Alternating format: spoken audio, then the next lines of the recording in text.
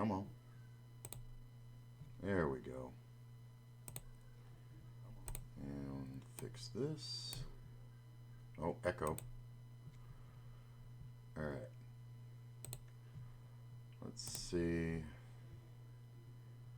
think we got it fixed. Alright. Let's do some hand reviews. That's a little big, isn't it? Yeah, that's fine. Oh, it's early. I'm going to replay these first four kind of out of order, but I don't think it'll matter much.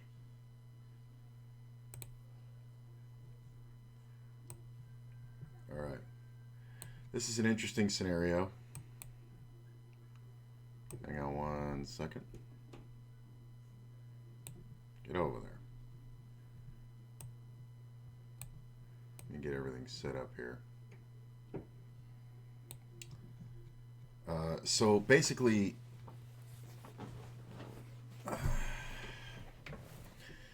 you know what? Let's just get into it. Yeah. Okay. So his first hand, ace-8 offsuit. Let's see. See, raising the button to 2 big blinds, calling the small. We go ahead and defend the big. And we go check, check. Player bets 250. This isn't unreasonable. It is about a little better than a third of the pot, which plays bigger versus multiple opponents, but it's pretty standard. I decided to go ahead and float. The deuce on the turn looks pretty good. My thinking here is that the ace of diamonds in my hand presents a lot of bluffing opportunities when a third diamond comes off, because we know that our opponent can't have the nuts. But the deuce pairing the board is kind of bad. I check the turn, he checks back, and now the river, we lead for 8 big blinds. And I think this is okay to do for a lot of reasons. We can have everything because we're in the blind. We can have full houses, we can have flushes, we can have it all. I think more than likely our opponent just thinks we have a flush right here, and it doesn't matter much because of the simple fact that they just fold right away and there's not a lot for them to have. But this is a good example of floating the flop with not a lot except bluffing potential and backdoors. Like, we could have gotten a backdoor straight, right? But there's really not much here other than the diamond draw at a bluff. So if a third diamond comes out, you know, on the turn, he goes check, check, or he can actually bet on the turn, and then we can actually check raise and then lead the river. That one works really good as long as the board doesn't pair, because you know that you have the ultimate nut blocker. So it's kind of interesting. Plus, our stack being so short, it was good to have bigger moves. So just calling the flop, going check, check on the turn because he doesn't want us to be able to check jam on him. And then just leading the river is an example of a good donk. Now that's the reason why we're getting into this. Let's go to the next hand, which we're going to do out of order. There we go. All right. The player that I'm involved in this hand with had been very aggressive, and I always kind of give it a few chances where I'm like, well, maybe he's just getting good hands. But it kind of got a little out of control. You'll see it when we get there. So I raise out of under the gun +1. Not too bad with King Jack suited. We do have a hand where we need to get into it, and the hand plays well. We get three-way flop. That's cool. Flop comes off 5-6-3. And this player, who is the over-aggressive player, now leads out for micro. This is a thing you used to see back in 2006, 2005. I think at its latest, maybe 2008 or 9. But you used to see this all the time versus, you know, old guys at a live table. This is what was known as a tester bet. Now we call these donks because it's, you know, leading into the razor. And the thing of it is, when old men would do this, they would have called the flop, they would have flopped a pair, and not wanted the flop to go check, check, check. And back in the day, people used to just bet, and people would be like, well, I don't have anything, so they would just fold. Like, you would just fold ace king here back in the day. Like, as ridiculous as that sounds nowadays. But because this player was so aggressive, I figured he couldn't be too strong. So I didn't give too much credit to what he actually had. I thought worst case scenario he may have a 4 and we could barrel him off.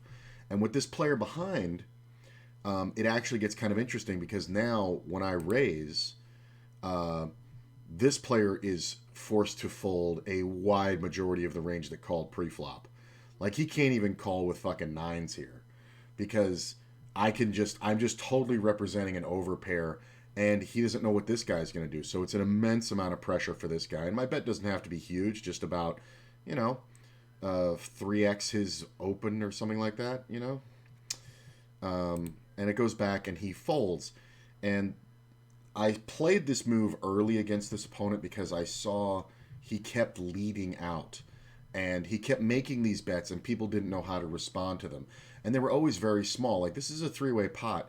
A third of the pot bet here, should be somewhere around, I mean, that's this, but this is very small because you're out of position. Like if you actually had something good here, like let's say you had a pair of 10s, right? You just want to see a good flop. If you wanted to then extract value, discourage draws in a 3-way pot, you would bet 2/3 pot. You would bet something like 6 blinds or whatever. But this is more of a tester bet with like a 5. It could even be a 6, but I doubt it. Because I think a card would have come off, unless it's just a random ace-6 or something like that. It's just trash. So we raise and take it down. About 40 minutes later, this happened. Same players involved in the pot. This is the same guy. This is the same guy.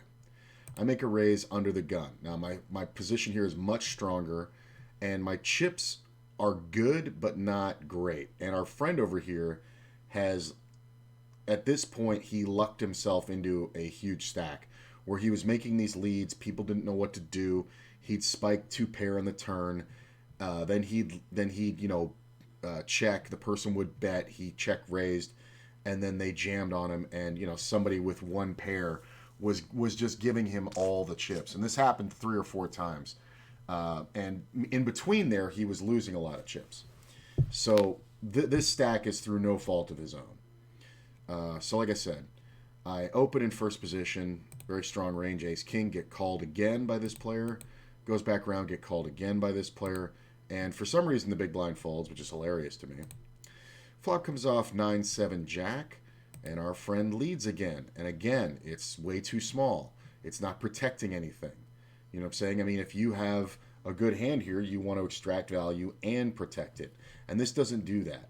If somebody has a flush draw, they're never folding, right? So I decided to go ahead and raise again because I am not going to allow this guy to take away my positional advantage or my range advantage. I can absolutely have all the aces, kings, and queens here under the gun opening. You should not be doing this into the under the gun opener. I'm basically instructing him why not to do this. Our other friend folds again because of too much heat. This time he goes ahead and calls. Turn comes off a 6. He checks, and we only have 1 move left, and it's better to make it here. We ram a jam. And he took a couple seconds, but we did get the fold. And this is a great example of why the value of things in poker goes position, position, stack, cards. Your position is primarily important. Your stack is almost as important. It's like here for the position and then here for the stack. And your cards, whoomp, they're much lower. Your cards do not matter as much because people understand ranges now more than they did before. And they know this is what I would do with aces. This is exactly what I would do. And the funny part here is, and it doesn't show it, he did show this hand after. And he had the ace jack. He showed it after he folded. And the hilarious part is that if we just check here and an ace hits the river, he can then bluff us. He can then effectively bet into us on the river. So we're never checking this turn because we do not want that heart to come off. If we had aces, we would not want that heart to come off. We would say, if you want to draw for your hearts, it's all in right now. And he folded, and he actually showed it. And from that point on, this player pretty much shut down after these two examples against me, and these were only about 30 minutes apart in game. I think maybe, let me see. Yeah, about 35 minutes apart. He shut down against me. He stopped playing pots with me altogether. He opened one and I 3-bet and he just folded it. And basically, he completely abandoned what he was doing. And he became much less of a problem. And I started accumulating chips on the table because I was able to shut him down. And eventually, he went out without cashing. And he had such a huge chip lead at one point. It's really hilarious. Oh, I didn't mean to show you that. All right. So, see an open under the gun and a call under the gun +1. We go ahead and call on the button. No need to raise. Pocket sixes is fine, multi-way. And we flop off ace-6-3. Pretty damn good. First set, I think I flopped yesterday. Goes check, check, check. And my feeling is that this is such a draw-heavy board. You know, there's the flush draw. There's straight draws. You know, the big blind can have things like 4-5 or deuce-4 or, you know, 5-4. Two diamonds, you know what I'm saying? All these players. And somebody should have an ace a lot here. Like, there's 4 players in this pot, man. Somebody should really have an ace. But, like, under the gun or under the gun +1 may have opened with, like, ace jack or ace queen and said, you know what, I'm going to pot control. There's too many players in this pot. I'm going into bluff catch mode. And when people are in bluff catch mode and you have a monster, you want to go ahead and bet because it's not going to seem very likely, right? And we lead at it for a little under half pot. I think this is fine. This bet plays very big multi-way. If we bet 1/3 pot, I think it looks too strong. And I think if we bet bigger, we let the hands that can call a reasonable bet fold out perfectly against us. So I really like this bet. It was very abnormal sizing for me, but I think it worked very well. So we get a call out of the big blind, which is interesting. Shouldn't be the big blind ever, really. 3 on the turn is really good because it completes all flushes, but we make a full house. Cool.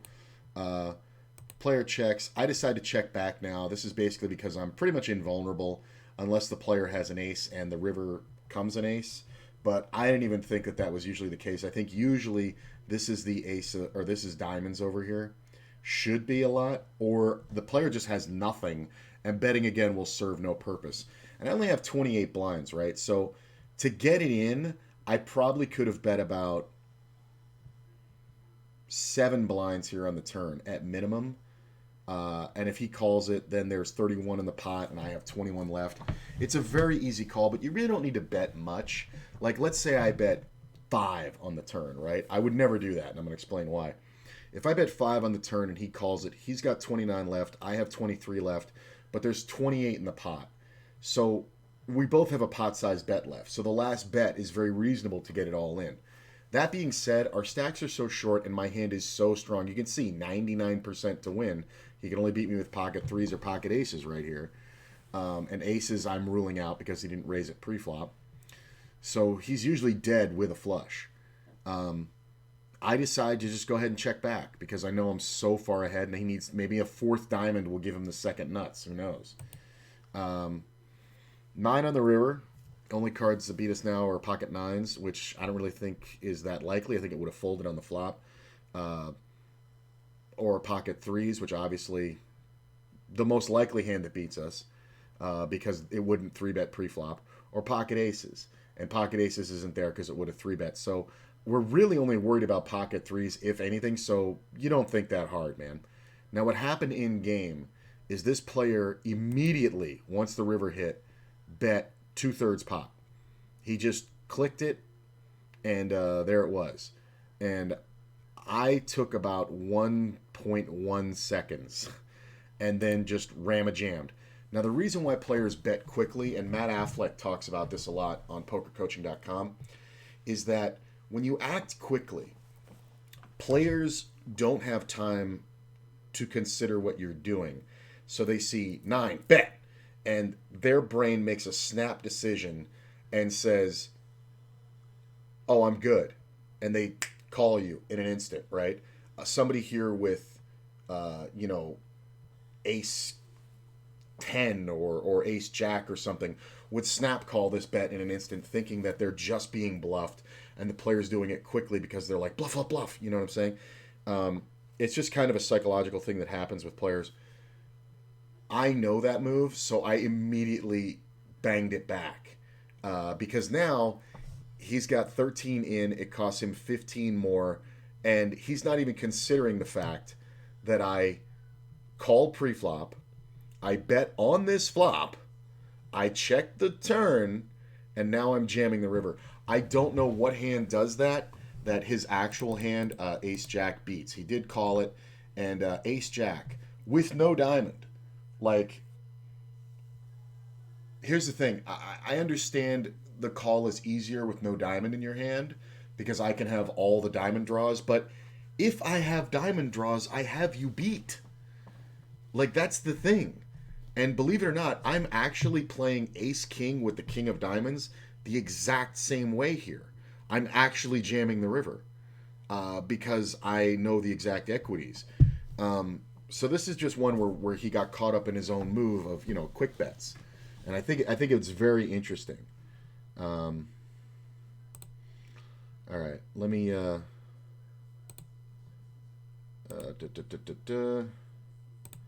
me remove that, and let's do the other hands. So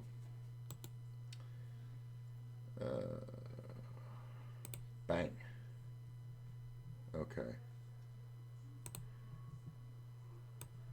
These are the other ones. Now this report contains all the hands, but I needed to do those first because those are going to be part of a video probably. So I kind of wanted to get them out of the way before anybody gets in here. Okay, ante's in, pocket jacks. Player raises under the gun. We go ahead and 3-bet, and this is kind of it's an interesting 3-bet because I've been flirting with this idea of I have, you know, like 27, almost 28 blinds here.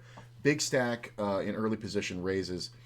These small 3-bets kind of look really scary because we shouldn't have a lot of 3-bet folds with this range. Now, in all honesty, if everybody folds and it goes back to the under the gun +1 and he just rips it, I'm folding. Because jacks are not good enough here. I think queens is my minimum in this exact scenario. This player was pretty active, but not overly so, just for more aggressive pre-flop, but he had the stack to do it. It goes back to him. He does call. Ace on the flop isn't bad for everybody. It should be better for my range than his. Been a couple weeks. How's the bankroll? Pretty good. No really huge scores, just kind of every day, pick up 3 buy-ins, pick up 5 buy-ins, you know, kind of stuff like that. Pretty good flipping. Haven't seen you in a while, man. But yeah, it's been going pretty good. It's kind of a steady kind of grind. I think when I started streaming, I think managing the stream and getting back to it and all like that, I think it took a couple of % off of my ability.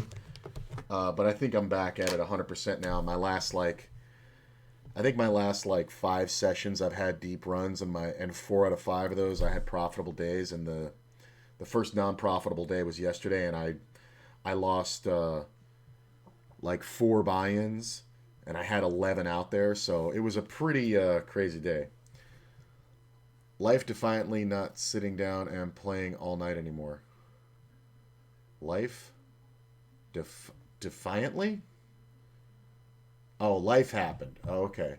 Definitely not sitting down playing all night anymore. Yeah. That can be good, depending on what else you're doing.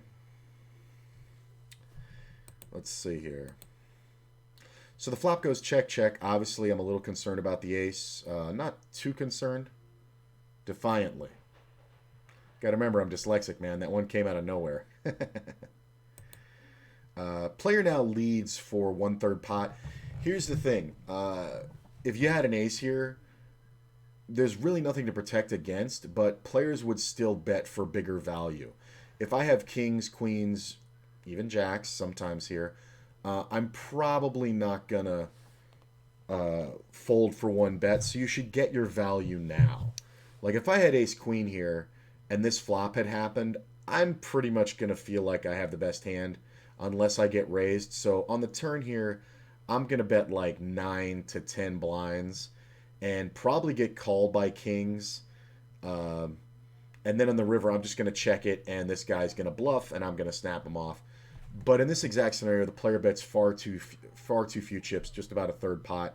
And we're on the turn. That's where you should make your biggest bets, I believe, in relation to the pot. Because your flops, you have to bet small to build pots. Your turns, you bet bigger, two-third pots. And then on the river, there's not a lot left to get in usually, you know what I'm saying? So you're looking at, 1-to-1 SPR. So double your bankroll or closer to triple? No, closer to even. I pretty much got cut in half in my first, uh,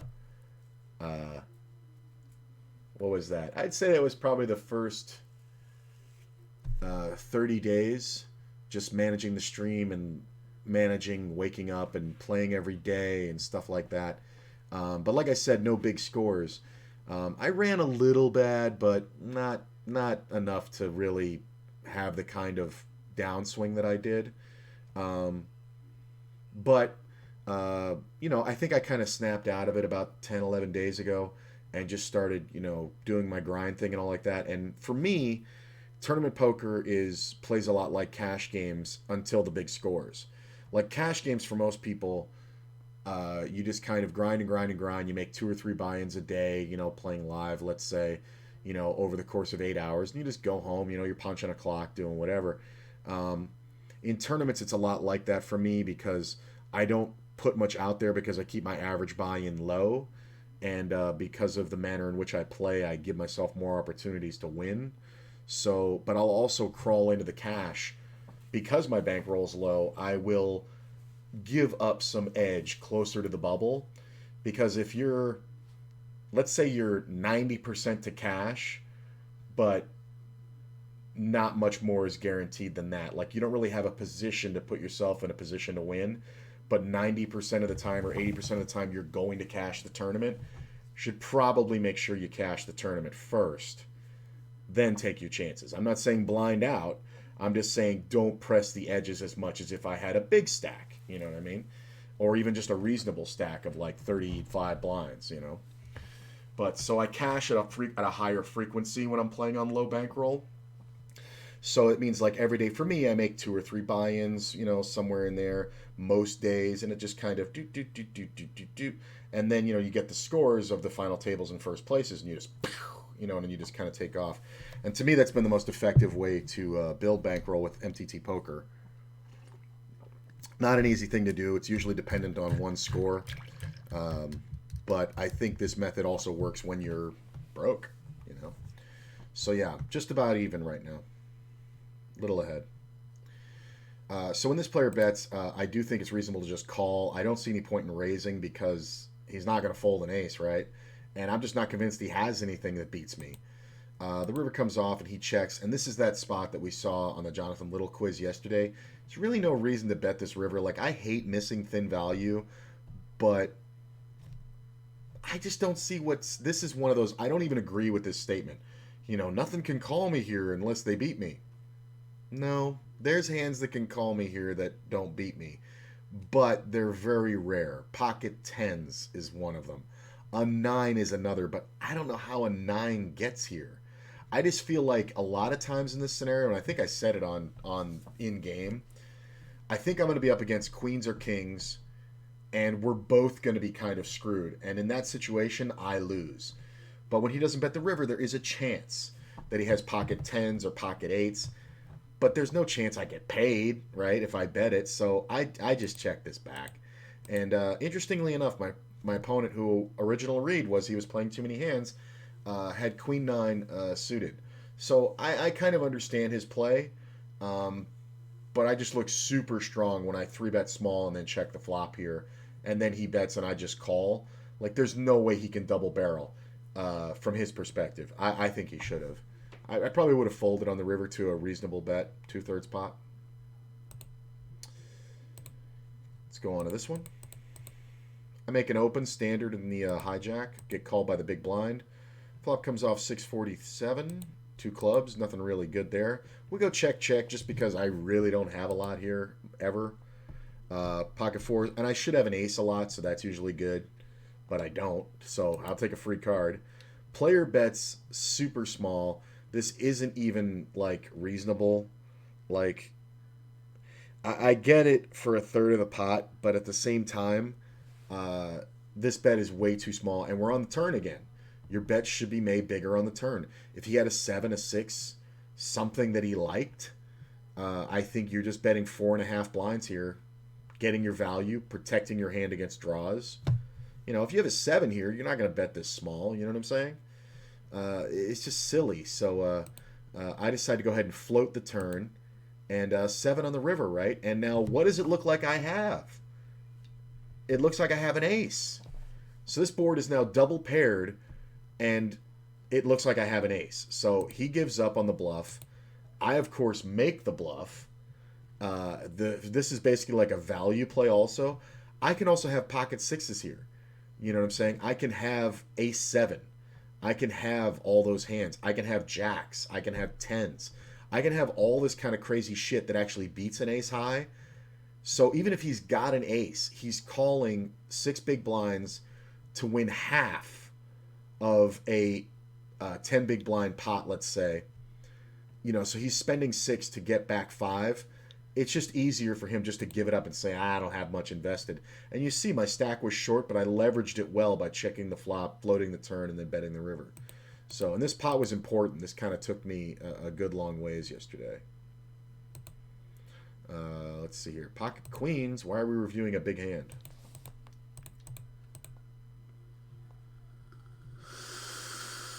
That's why. This player was limping a ton. These stats aren't updated. He was limping all the time, especially in early position, and I had just had enough of it. This player had had enough of it too, but he's not raising enough. So these are limper and a pot builder, and I have queens, man. So it's like, what the hell are we doing here, guys? I make the big bet, get 2 folds, or get everybody to fold, and I think I put this in here because of the amount of limping that I saw yesterday. And I wanted to ask if anybody's been watching the World Series, is there a lot of fucking limping going on? Because I have been seeing it so much more than you could possibly imagine in the past like 4 or 5 days, especially. But since the World Series started out here, I've been seeing a lot of limps and a lot of small 3-bets. And usually when things change in the game very quickly, like, you know, you see it a few times here and there, and then, you know, it kind of builds and builds and builds over the course of a few months. Then a move becomes, you know, fairly well known and standard and studied, and you'll actually see pros talk about it. But there's no limping range here. There's no limping range for 36 big blinds under the gun +1 at a table with big stacks all over the place and effective stacks and short. Like, there's no limping range here. Like, this is not a thing. So, and, you know, people limping the aces to trap, also not a thing very much anymore. So it's just silly, and he just went right down to a small min raise and a small 3-bet, and I just decided I was going to start 3-betting all these or raising all these, no matter what this thing was, and I started doing that yesterday, and I literally stole, I think, 90% of them, and then it only took like a small C-bet to win it on the flop. I don't know what people are limping out of position, but it's just like horrible players. I see both of those things all the fucking time on PokerStars, BetMGM, and Global. Is it just bad players? Like, I mean, am I missing something here? I mean, I know ACR, you know, has some fairly good players, but PokerStars has like the best players in the world. Like, I mean, I know you go down to a certain lip, man. My beard is really looking gray. Jesus Christ. Like, I'm not that kind of guy. I'm not vain. But it's really standing out to me. It's the window's open, so it's getting extra white. But like right down the middle, you can see it's like it's whatever. I don't care. But it's been making me. It makes me self-conscious near my birthday, you know, which is on the 27th. So fucking vain. So it might just be bad players. I'm wondering, like last time I had this theory about something big happening, it was a form of donk leading on the turn, and I believe some big player had done it in a situation where he had a draw, and then it became a very common move. And I remember seeing the review on some video on YouTube, and I was like, yeah, I'm seeing all these fucking players do this. Oh, you play on the Michigan one, so it's not the real Poker Stars. Oh, that's right. Yeah, yeah, yeah. Well, that would be soft. Yeah, so maybe it's just bad players, but I think I reacted correctly. I just started raising every time I fucking saw it. And there was a couple times where I just raised 9-4 just because I was in position on the button, and it fucking pot went down. It was like, yeah, it was just bad players. All right, so bad players, I guess. There's the ace 8. There's the ace king. That was fun. Aces. Why am I reviewing aces? Hey, Mozzie. How you doing, my man? I make a raise under the gun. I get called twice. Oh, this is why. Make the set, but the flushy thing he has out there, so I bet a little bit bigger. In a three-way pot, this plays pretty big. Mostly bad, usually small pair or suited cards. I noticed a lot of suited cards in pots I wasn't in, where players had done this and other players didn't raise. And the other player would have one pair and pay them off when they made two pair or flush. So yeah, I did see a lot of suited cards, but it was crazy because it was out of position, and like early position, and no whatchamacallit, no raise. You like a check jam here a lot better. I do too, but the problem is I have the lead pre-flop. Okay, so I raise pre-flop. I get a call from a mid position and the blind. Are they gonna bet into me? I mean, I've already gotten one check, right? So if I was out of position, like in the small blind, I could consider checking it. But I like the bet here because it plays bigger versus multiple opponents. And this is one where if somebody has something, they'll go with me. And they might even raise, because like somebody else who has an ace or even just like the king of diamonds, they might go with it here. And my bet kind of can look weak, even though in reality it plays bigger because of two players. We do see a call. Turn comes off a jack. Not bad. Player has about a pot-sized bet left behind. I decide to go ahead and bet enough to get him committed. I've just decided I'm not folding here, even if a diamond comes on the river. I think I said that in game. Luckily, the player just calls. Jack on the river, pretty good. My thoughts are, if they call and a diamond rolls off, it's a disaster. But if we check and they bet and we jam, they're in hell. Well, yeah, they're in hell world having to call a diamond draw. I get where you're coming from, Maz. I really get where you're coming from, but two things. One, I don't think we get bet at enough unless the person has exactly the king of diamonds in their hand. Players don't bet the jack of diamonds like they should. We're talking about population. We're not talking about, perfect GTO. Sorry, Courtney just texted me. Oh, she's headed home. Nice. So, we're not going to get bet at a lot. And here's the other thing. This is something I want you to consider, Mozzie. And I started seeing much better results once I got this concept in my head.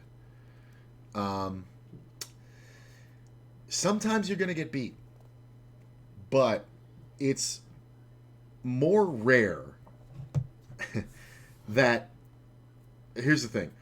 Is it more rare that you're going to get beat with a set of aces? Or is it more rare that you're even going to get a set of fucking aces?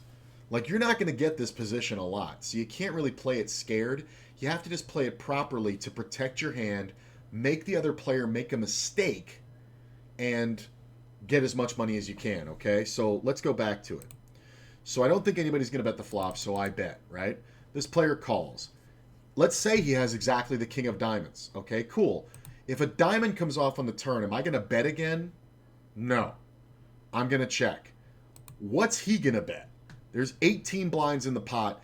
He has 4 diamonds on board and the king of diamonds in his hand. And 21 blinds. What's he betting? Give me a guess, Maz. What's he betting? Is he betting at all? I want to hear it. What do you think his bet is right here? When I check, let's say that that's the jack of diamonds, and I check, and he has the king of diamonds in his hand. What's his bet? If I check the turn, yeah. If this is the jack of diamonds, and he has king queen offsuit with the king of diamonds in his hand, and I check, he would bet small. Very good. So, are we at risk for our tournament life? No. He's going to bet at most 6 big blinds. Believe it or not, the field plays so poorly here, it's the worst. You should be betting huge, right? You can just call and see if you bink the boat. But here's the thing that's going to happen most of the time here. Believe it or not, they're going to check back. They're going to check back most of the time here. I swear to God. It's about 65, 70% of the time the king of diamonds is going to check here because bad players are super afraid to blow people off it when they have a good hand. They think good hands don't happen often enough. Good hands happen all the time. The thing is, the good hand isn't the nuts. The good hand is top pair, top kicker. You have to widen your range of the conceivable nuts. That's what you want to go for. So on the turn, if he just bets small, right? Even if that, we can call. So he's going to bet between 4 and 6 blinds, and we're going to call it, obviously. And then the river comes off, let's say, and it is this jack. We're just going to check here. He's only going to have 15 blinds left, having made that bet. He's getting it in. Even if we lead for, the whole pot, he's still getting it in. So we don't lose any value. But when I bet the flop, and he has the king of diamonds, and he just calls. Now, you got to remember, look at his stack. He had 26 big blinds before this call, right? He just calls. The turn misses the diamond. Now I bet big. I bet 13 blinds here, okay? His best case scenario is to have the king, queen of diamonds, or the king, queen with the king of diamonds, because he never has the nuts here, ever. So he's got 9 diamonds and 3 tens that aren't diamonds, right? That's 12 outs. That's 24% equity he needs. I just bet 12.8 big blinds. Check this out. Okay? And that's the best case scenario draw. Best case. Okay? He doesn't even have that. He has one less because I can hit the jack of diamonds and boat up. But let's give him the best case scenario in his perspective. 12.85 plus what's in the pot here is 18.46. So 31 plus his 12.85 equals a total pot now. He has to call 12.85 to win 44.16. Okay? So now we do 12.85 divided by 44.16. I don't know why I'm not using the fucking keypad. So at this price, he needs 30% equity with the best draw he can have. The best. Okay, I'll give him a better one. The king jack with the king of diamonds. That's not better. That's actually not better. But whatever. To the nuts. The king jack or king queen with the king of diamonds. With his best draw, his absolute best draw, he has 12 outs in his mind that are pure. That's a 24% chance to get to the river. He does not have enough. His call here is a mistake. If we make our opponents make a mistake and then they beat us, fine. That's fine because I'm winning here. Because it is highly unlikely. That's if he has the best draw. He truly only has 11 outs, right? And, we're 86% to win versus the deck here. He truly only has 11 outs, which is 22%. So he's losing here so bad, it's awful. Like, if you have it here, this is why I made the big bet, is because a good player with the king of diamonds here will fold. I believe this to be a bad player. River comes off, jack, and he's got 1/5 stack to pot ratio. This is where players make a mistake. They call turns and then fold rivers on draws. Like, it's fucking bananas. We bet. He folds. It's fucking pathetic, right? Now, what's the better way to play it with the king, queen of diamonds? You have 26 blinds. I have 43. There's 3 players in the pot. I bet. You fucking raise here. You fucking raise here, right? You make this, you could even jam this, right? Because you could just look like you have a set. Now, in this exact instance, you're going to get snap called. But 99% of the time, you're not going to be up against top set. You know what I mean? So this hand was fucked up from the start. And you see, if I check here, it goes check on the flop. I bet on the turn, he calls something small. And then the river, he just folds. But as it was, we were able to get 80% of his fucking stack. So that's what I'm saying. You can't be afraid to get drawn out on. It's going to happen. And if it's going to happen anyway, you might as well make the best of it. Just make sure you make your opponents make mistakes. You know, if you're going to get flat tires, you might as well, you know, learn how to solve that problem, right? So you learn how to prepare for it. You keep the air in your tires. You keep maybe a patch kit in the trunk. You learn how to change a fucking tire. When I delivered pizzas, you know, when I was a kid, I learned very quickly that I was going to blow tires at, you know, every couple months I would get a flat tire. I learned how to change a tire in 5 minutes on the side of the road. No joke, I timed it. I would call my boss and say, I got a flat tire, start the clock. And I would leave him on the speakerphone, and he would hear me moving. In 5 fucking minutes, from jacking it up to putting it down, I could change a fucking tire. It's because I was prepared for that situation. I knew it was an inevitability of life, and I had to deal with it as best as possible. I carried that philosophy with me for a lot of things in my life, even through my dumbest times. You're going to get drawn out on. But when you don't, you're going to win a much bigger pot. When you do, you make the other player make a mistake. That's what you want. You know what I'm saying? We probably could have gotten it all if we just jammed the turn here.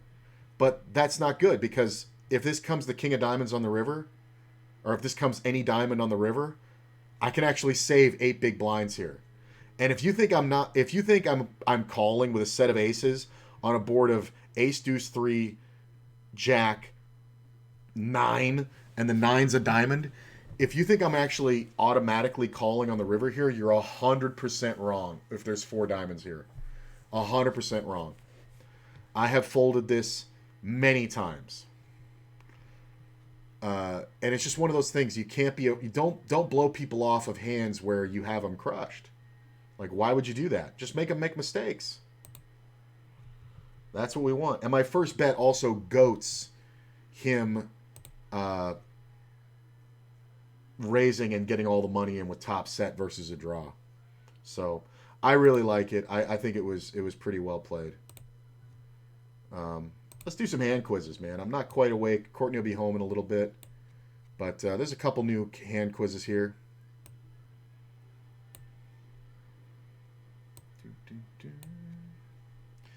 Faraz Jaka, let's check you out, buddy.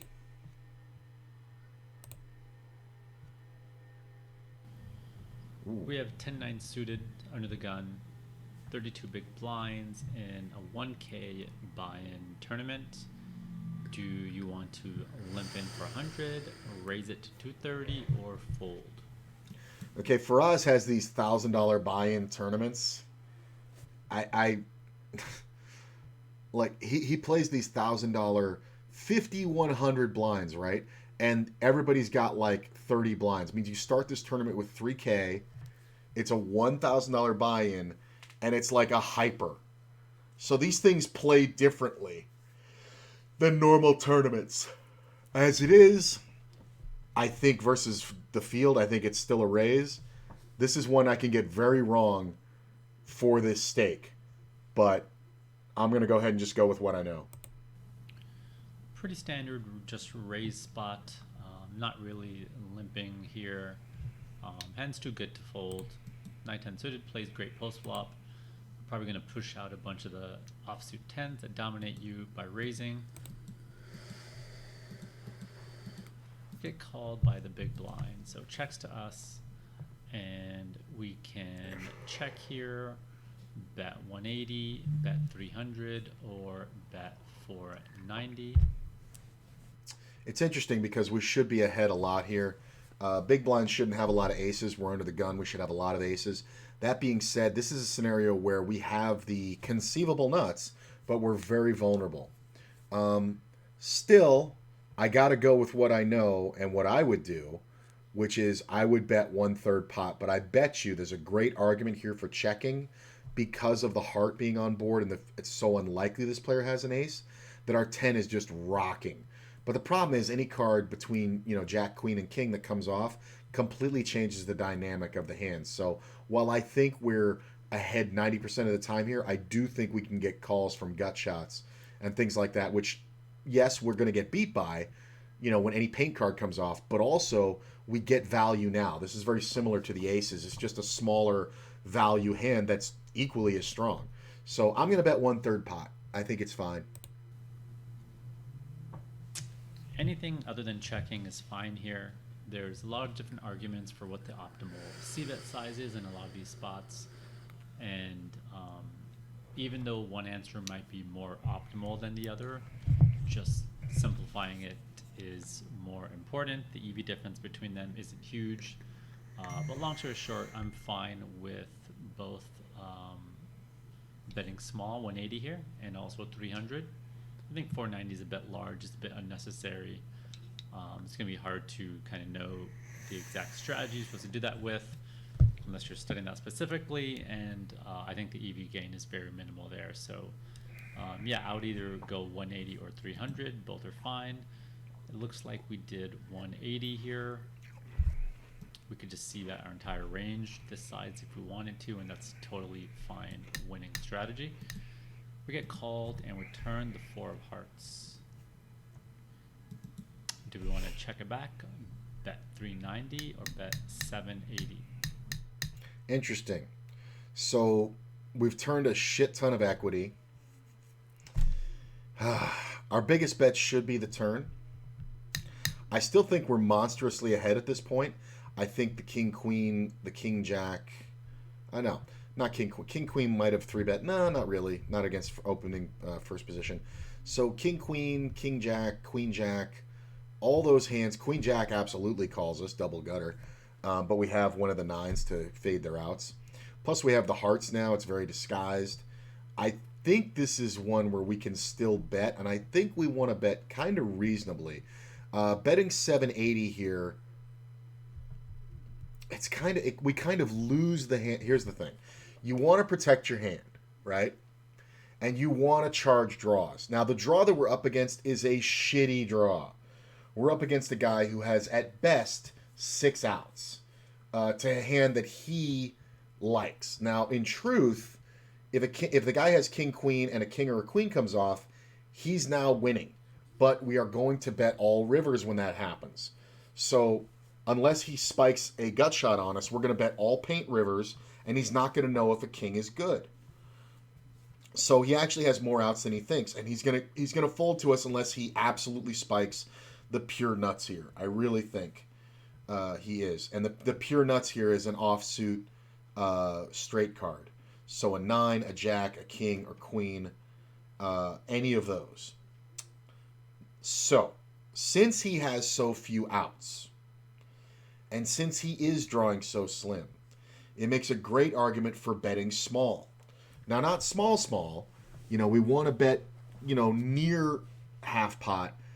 Personally, though, I feel like I'm so far ahead that if I bet 780 and he decides to draw at me incorrectly, we're setting up a good bet. So even if a king comes on the river and he makes a king or he makes 2 pair, he may just fold to us. Like, he could have King 10 for sure. He could have 10 Jack. He could have Queen 10. All those hands. I really don't think we're up against an ace much. This is where I usually make the mistakes because Faraz is playing a much higher buy-in and a much more dynamic tournament than I'm playing. But I think for those reasons I like the bigger bet because I get to 3-barrel the river effectively because when he calls 780, that'll put... what'll that put? That'll put 14, 15, 60, 16, 10, 26, 10 in the pot, and I'll have 2,000 left. It's a reasonable bet with top pair, top kicker, and it's a good bluff.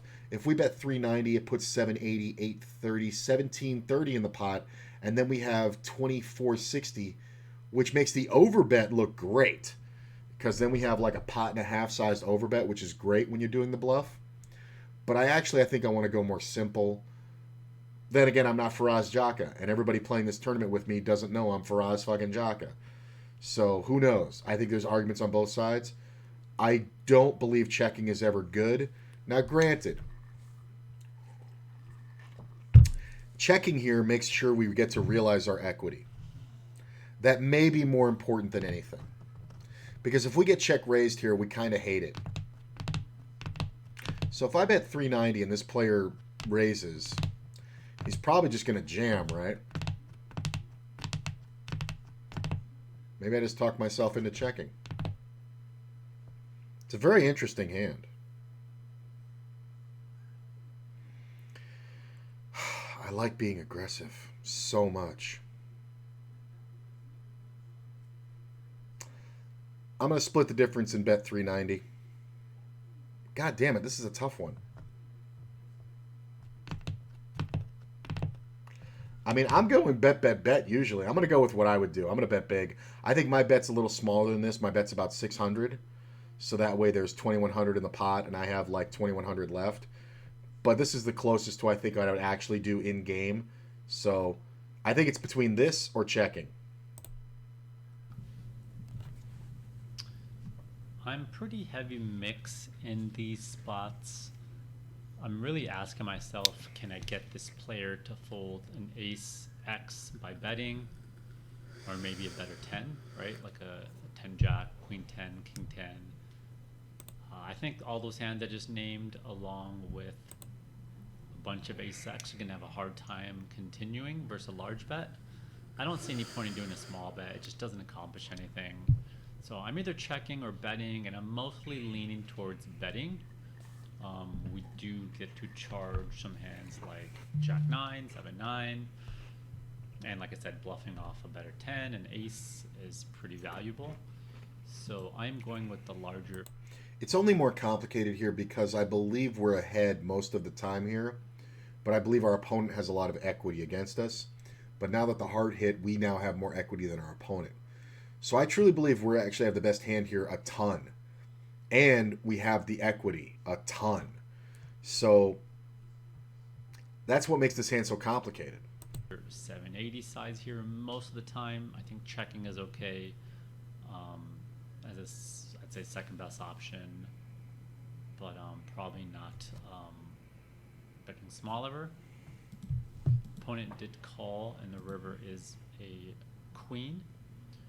Do we want to check it back, bet 1,000, or shove all in? The only times this is really bad for us is when our opponent has queen 10, jack 9, or king jack, which are all possible. Those are the most likely draws. That being said, I didn't come here to fold now. I'm going bet. If our opponent has king 10, checking back is a disaster. If he has jack 10, checking back is a disaster.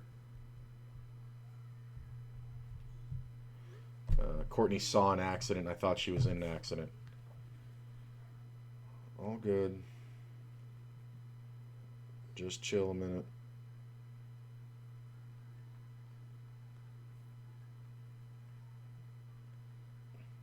Yeah, she witnessed an accident on the freeway. So I'm going to stick with my original plan and fire it all. I think it's between checking and putting it all in, and I think at this point we're more likely up against draws.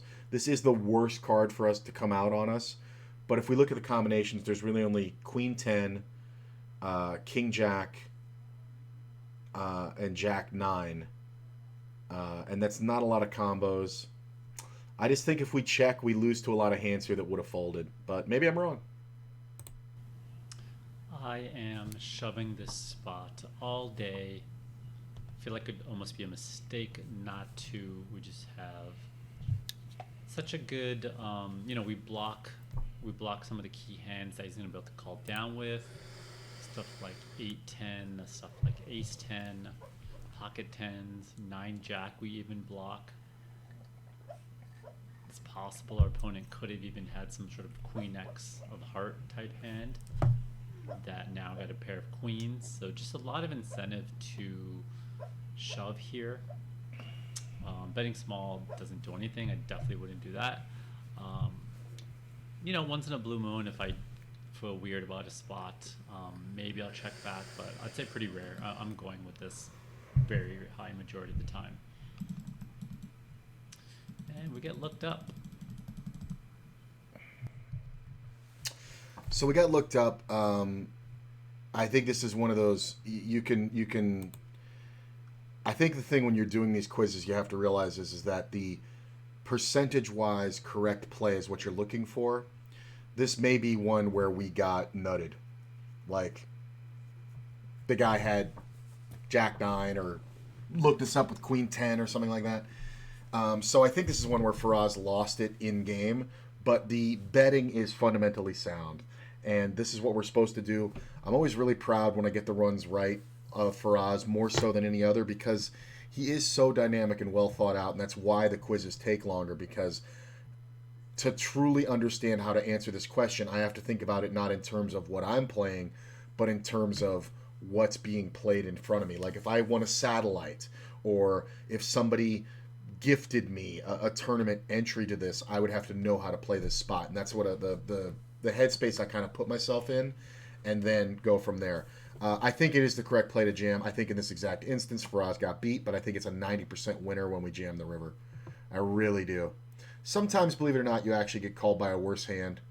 Um, Ridiculously, you get called by pocket nines here because people don't think you're going to bet an ace, and you might not, but you would definitely bet a 10 like this, kind of turning it into a bluff. But we do have a ton of equity, and pocket nines may hero that, thinking, why would he do that with an ace? You know what I'm saying? In these bigger level buy-in tournaments. But I really like the way I played this one. Let's do another one. What's up, poker coaching? Tristan here with a quiz from a $500 online MTT. So I raise Queen Jack offsuit under the gun +1 and get 3-bet by a player who's pretty unknown, but had 3-bet me a couple times previously. And I want to know, what should you do here? Should you fold, should you call, or should you re-raise to 5,700? Don't know Tristan's vernacular very well. So when he says by a player, I don't know if he's just putting some stank on it or if he's actually trying to tell us something. What I would do is not play the goddamn hand in the first place. So $500 buy-in, you're opening Queen Jack offsuit. Look at all these other stacks. Every other stack has us covered. Like all the other stacks are, let's assume these are starting stacks. We're the only guy who's injured right now with less than a starting stack. So I don't like it. So from that perspective, I wouldn't have played the hand. That being said, let's move on from there. We did open, and we got 3-bet. I believe the standard here is to call. If this player is a move maker, I think 4-betting is fine. I don't love it because of our actual hand, because ace-king is 3-betting, any pairs 3-betting, ace-queen suited is 3-betting. We're just dominated so much that I guess if we're going to continue on this one, we would call.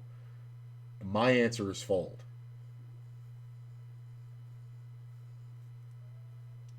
I'm just going to answer my answer. I think he's going to say we should call, but I'm going to answer my answer. So if you picked fold, congratulations. You picked the best response by far. Calling, I gave 6 points. I gave folding 8 points. And I gave a 4-bet of 5,700 2 points. And I think this isn't the best spot to be 4-bet bluffing. And we don't have the best hand really to do it. We would rather have an ace or a king in our hand so we can block aces and kings rather than blocking queens and jacks, which would be in a tough predicament in a 4-bet pot. So, see, that's the thing. You want to be 4-bet bluffing versus hands that are more likely to have it rough. So when we raise out of early position, if we have king queen, it's actually a ton better to 4-bet bluff the early position 3-better because it's less likely they have kings or queens. In this scenario, we're more likely, we want to have a hand without a king or a queen in it. Sorry, I said that wrong. But in this scenario, a hand that would have a hard time facing a 4-bet from us would be a hand like jacks or queens, because we could have kings or aces, right? So when we 4-bet, having these cards in our hand takes away more of the possibility from the opponent having these hands. So that means when we get played back at, it is now more likely that he has a great hand, like aces, kings, and ace-king. Much more likely, because of the combinatrix of removing these cards from the card pool. So it's an interesting point to bring up. I'm really happy I got it right. I wouldn't have opened the hand in the fucking first place, but if you make a mistake, don't throw good money after bad. Yeah, not a good hand for us to be 4-betting here. And we don't really have a great hand to be calling with either. Now, the one kind of exception is that we're getting a really good price. And that's why I called in game. But this person had 3-bet me a couple times prior and went with bigger sizings, closer to 3x. So the fact that they went this small alarmed me for a little bit. But I told myself, well, if they have any bluffs or if they have ace-king with this sizing, then I'm getting a good price. So that kind of tricked me into calling, and that's the lesson here is, you know, these hands just don't play well in 3-bet pots, so you should really just get rid of them. But if someone's just going to 3-bet you too much and too wide, then you shouldn't be folding hands like this. But either way, I decide to call, which I don't think is really the best play here. Granted, we only had to put in a small amount, but anyway, I get a pretty good flop now and check. And my opponent bets 2,200. So what should we do now? Should we fold, should we call, or should we raise to 5,800? Standard C-bet, no reason to raise, we just call. Hey, pocket. Absolutely nothing else we can do here aside call. Folding isn't an option, raising's not an option. We just got to call. There's nothing else we can do. We have top pair, decent kicker, backdoor flush draw. Great. Turn brings a king of diamonds. We check, and our opponent now bets 5K, half pot. What should we do here? Should we fold, should we call, or should we go all in? Blech.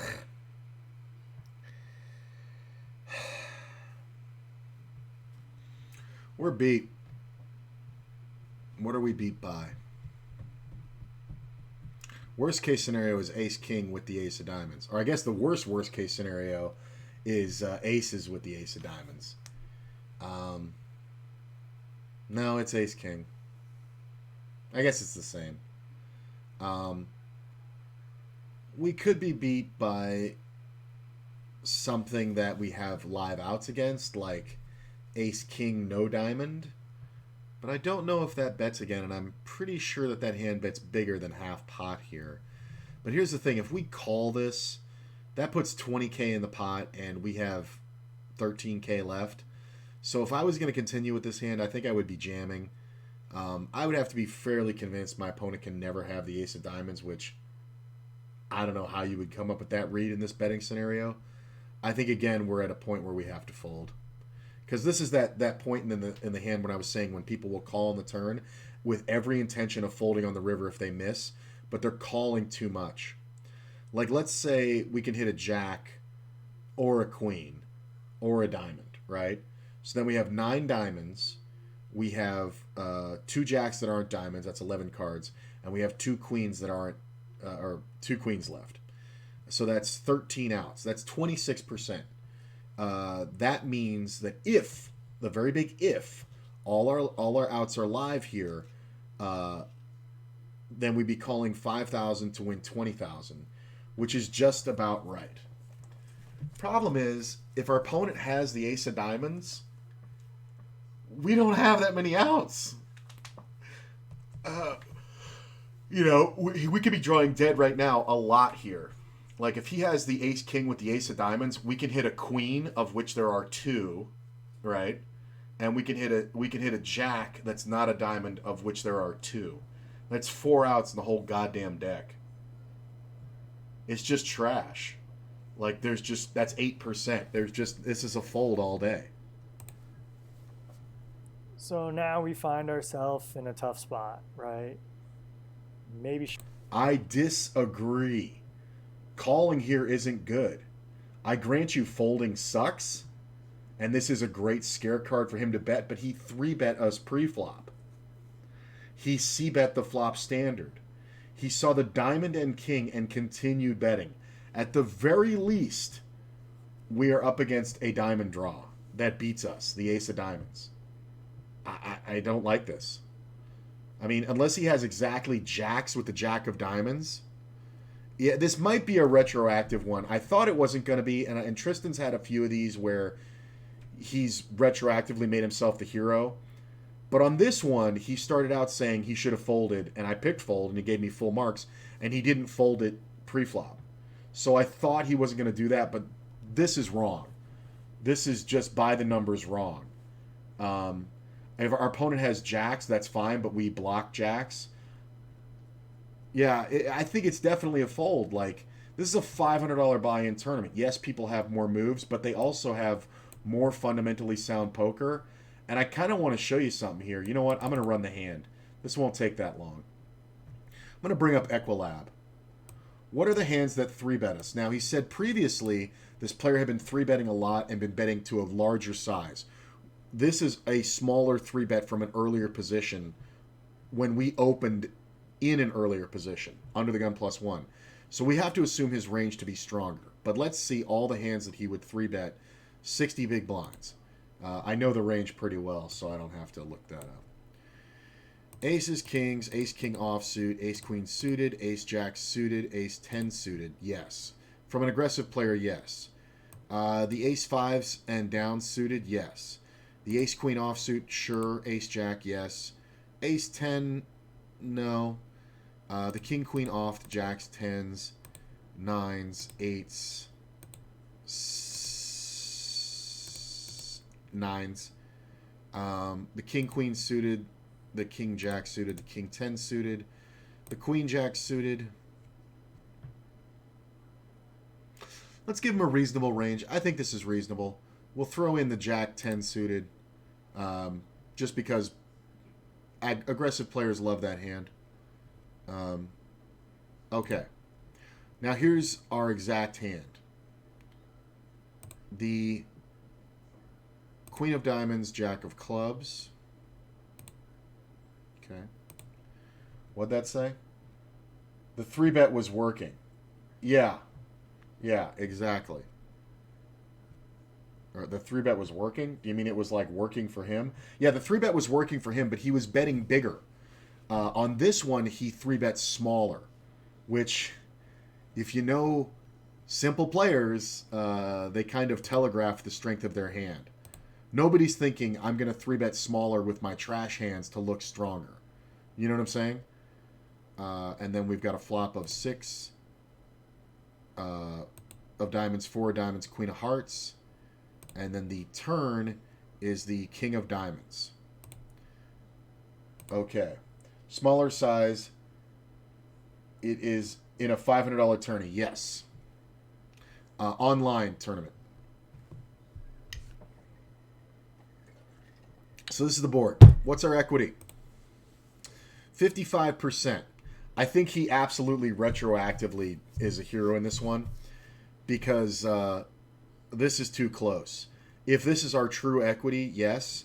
But in this exact scenario, I think we're up against a tighter range because of the betting. So I'm going to take these out.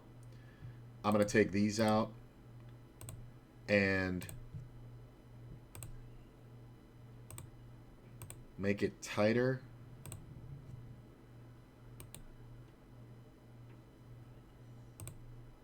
Yeah, then it swings in his favor. But I just don't... Yeah, I just...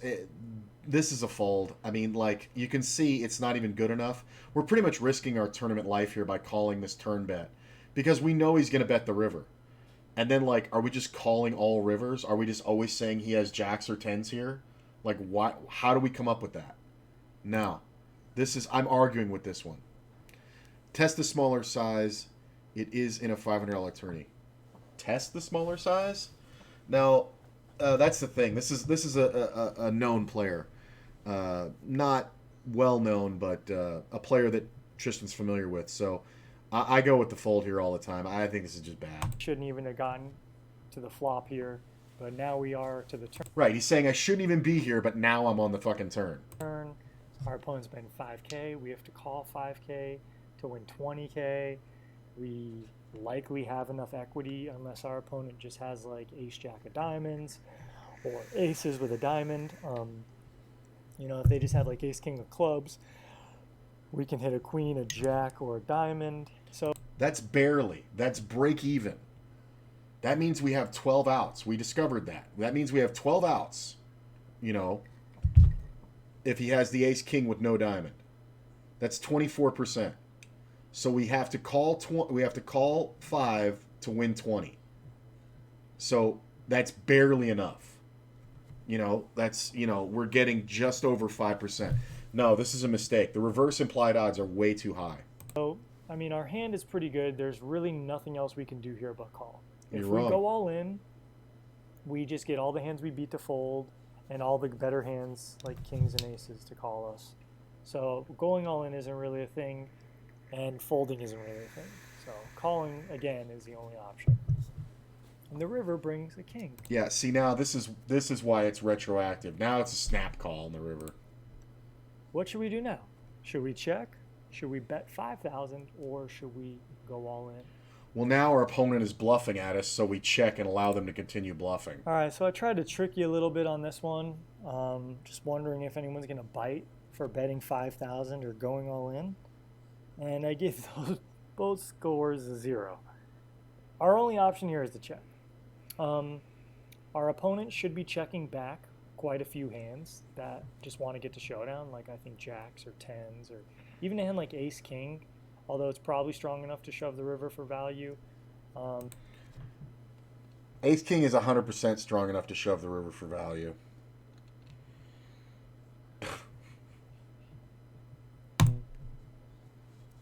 Maybe some people are just really tight and scared that the flush is Maybe some people are really tight and scared versus a player.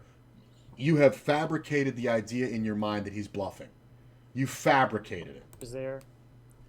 And even But that player now becomes tight, right? pocket aces now should be a little scared that top pair's paired, although they might still be able to go for value depending Top pair doesn't bet the turn. on if they had like aces with a diamond. But either way, we just shouldn't see someone bluffing this river that much. So, and the other thing is we beat a lot of hands. We beat all these bluffs. So we don't need to turn our hand into a bluff. So it'd be kind of disastrous to do anything but check this river. So not really a spot where we can do anything but check, and I hope you see why. Our hand's not good enough to bet for value. We're not deep enough to really bluff here, and we don't need to bluff. So yeah, we check, hoping that just some weak bluff or some weak hand just shuts down, or that we're beating like two jacks. Hoping. I don't like when poker players use the word hope. Hope is bullshit. You don't hope. You think or you know. You don't hope the guy bluffs. You know he's bluffing because he's in a bluffing spot. That's why you would call the turn. You think he's going to bluff because he should continue bluffing. And you know that aces will check here. But aces would have checked the turn for the exact reasons you're talking about. You could have flopped a set of queens or turned a set of kings. There's no fucking world where aces bets the turn here. Or two tens that played real goofy, and it goes check, check, and we happen to just run into aces. So definitely compounding mistake in this hand from me calling a 3-bet pre-flop. The world where the aces bets the turn without the ace of diamonds is because he thinks you're a punk. So you got punked, kind bro. of getting a great flop and turn to put more money in, and we did have enough equity to continue against aces and couldn't get there. But the lesson here is stick strong to the fundamentals and don't get yourself in these ugly spots too often. In what world do you win this fucking hand ever? You just have to be up against like Chino Reams or, you know, some fucking Isildur or some fucking crazy bluffer genius. Like this is not a good example of a hand. I agree with most of the streets, but the turn is a fucking disaster. Like, if he had given the turn score a score of 10 and then said, this is what I did, so what do you do now? I'd be 100% saying he's an excellent coach. But he's trying to save face again. And Tristan's had a couple of these. Not as bad as, what's his name? Brad, what's his name? Not as bad as that, but he's had a few of these. And I think this is better.